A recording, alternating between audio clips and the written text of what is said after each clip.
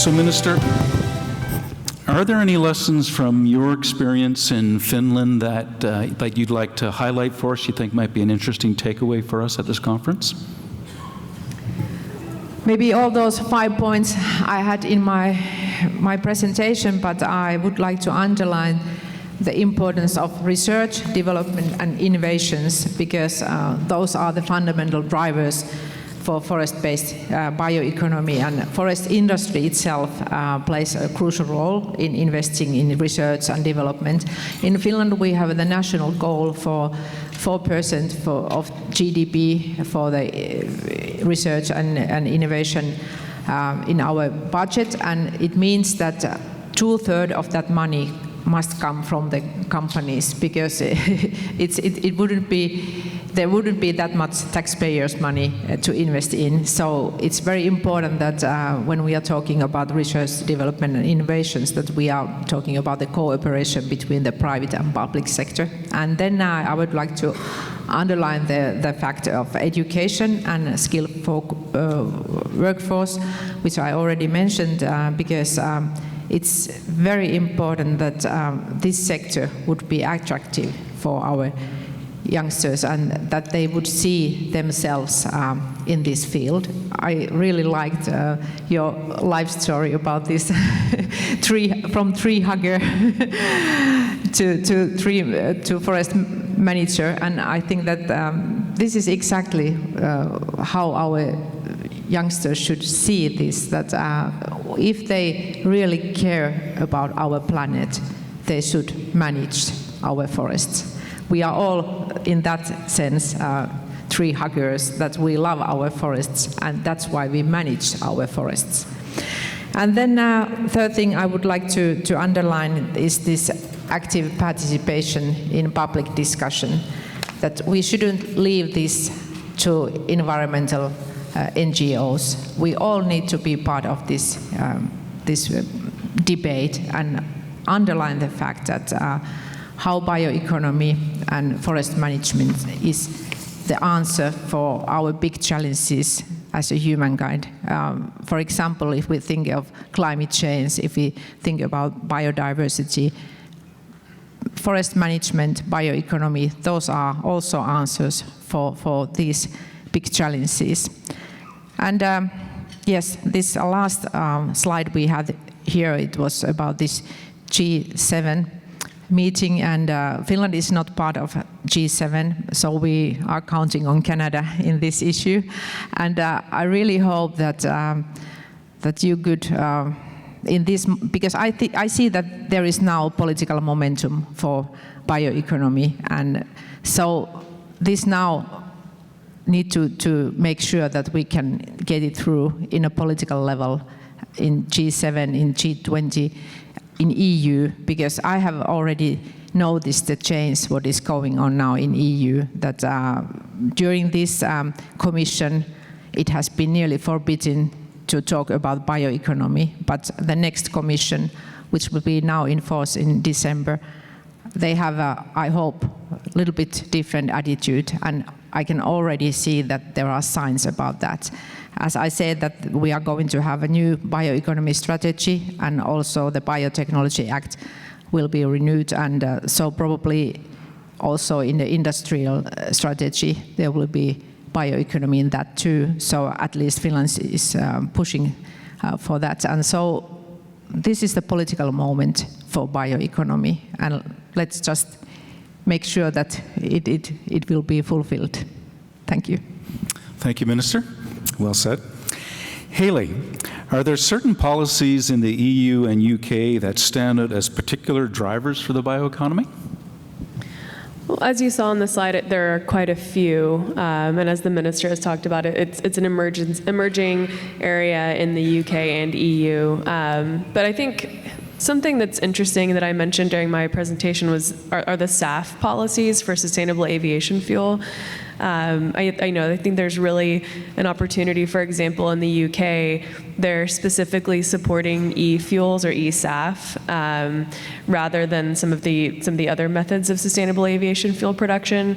So I think that's an area to watch, and definitely an area that is still able to be kind of influenced at this point as policymakers try to develop, the right path forward there. So that's the space that at least our firm is kind of keeping an eye on at present, as well as some of the hydrogen policies, both in the UK and EU, which are in development and have received quite a bit of funding. Thank you. Lacey, is there one myth that you'd like to bust with regard to forestry in Ontario? If there is, what would it be? Is this on? Yes. So one of the main concerns I hear from the public, the media, et cetera, is that as soon as we start talking about biomass or other markets for wood, there's concerns of, oh, well, does that mean you'll harvest more? Is it going to be too much for the forest? Will it have a negative impact on our forests? And the answer is no. We have a sustainable level that is determined by science, long-term planning, and so on, and that cannot be exceeded. So even if we have markets for more material, that's great. That means we can make better utilization of the area that we are harvesting, but we can never go above that area that is determined to be a sustainable amount that all future generations will be able to benefit in the same way from our forests. And along those lines, I feel like it's important for the public to know that, like Derek said, this is their forest, and they can be involved in knowing what's going on and have a say. All that information is available online. The forest sector, in the past, I would say, took the approach of sticking head in the sand and hoping that no one would notice we were here. But that doesn't work anymore. And organizations like FPAC and others have done a really great job of trying to get the message out to the public about what we are doing in the forest, and that it is all based on reason and science. But I think everyone in the forest sector has a role to play in making sure that the general public has a greater understanding and acceptance of how we're managing forests. Thank you. Now, Derek, we've got a question for you from the audience. It says, concerning the G7 in Canada in 2025, are forestry and agriculture invited to the table? Why or why not? How do we make sure their voice is heard? Yeah, it's a good question. I think it's to be determined. The Prime Minister has appointed a deputy minister reporting directly to him for the G7. So we're going to be in conversations with her office in the next few weeks, and the intention is to make sure that forestry and agriculture are there. I think it speaks to, in the bioeconomy space, the focus on electrification and the focus on, I feel energy sector solutions, and those are important. But I think I can speak for my colleagues and friends in agriculture as well, where we do feel we're trying to get our elbows up to make sure that we're part of the conversation. And so I'm hopeful. I think there's been a shift there, and I'm even seeing across the industry more conversations and partnerships happening with oil and gas and steel and cement, as they see what opportunities wood fiber can bring to help decarbonize or partially decarbonize their operations. So I think the short answer is we're very hopeful. I think there's going to be an openness, and we'll look forward to contributing to that agenda. Thank you. And Gerard, can you tell us a little more about what happened at recent clean energy ministerial meetings and what Canada should be doing to prepare for the upcoming meetings of the BioFuture campaign? Sorry, say that again? Tell us a little more about what happened at recent clean energy ministerial meetings and what Canada should be doing to prepare for upcoming meetings of the BioFuture campaign. Yeah, so as I said, 2024 was just this fantastic year where 3 years of work came to fruition, and it involved, because when we started the BioFuture campaign, frankly, we didn't really know how best we should engage with these international processes. And so we listened. And so there was G20 events in India. We were there in 2023. The Clean Energy Ministerial met in the fall of 2022.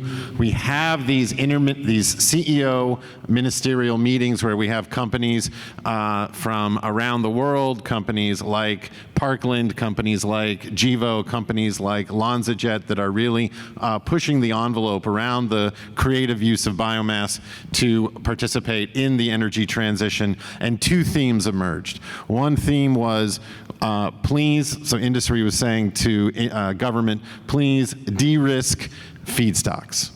So right now we're at, so as the minister from Finland just mentioned, we are at this interesting inflection point where people are starting to appreciate that there is a role for sustainable biomass. People are starting to appreciate that through 15, 20 years, even more of hard work, that we know what we mean by sustainable biomass. And obviously we took a lot of cues from sustainable forestry to get to that point.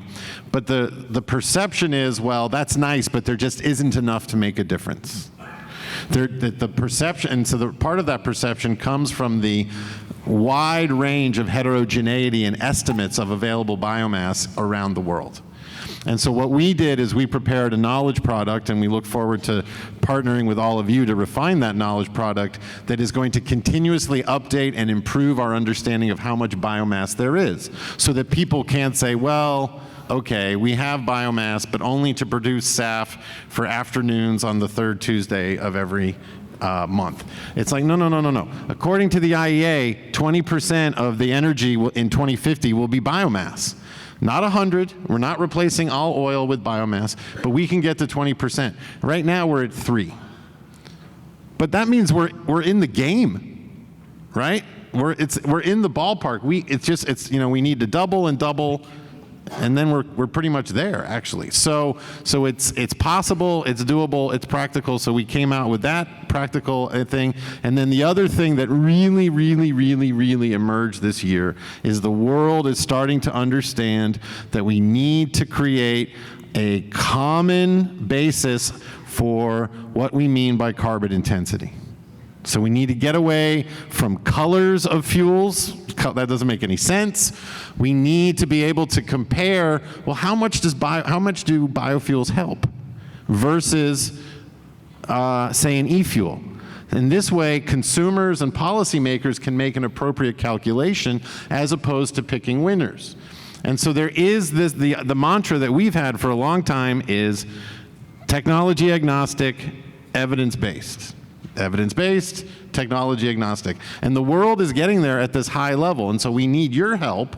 I look forward to working with, as I said, with Derek and Doug and everybody else that's in here in order to move these high-level conversations, these 30,000 level conversations into your province, into your region. Thank you. Well, thank you very much, panelists. We really enjoyed your presentations and the answers to your questions. Would you like to thank our panelists for their work this morning?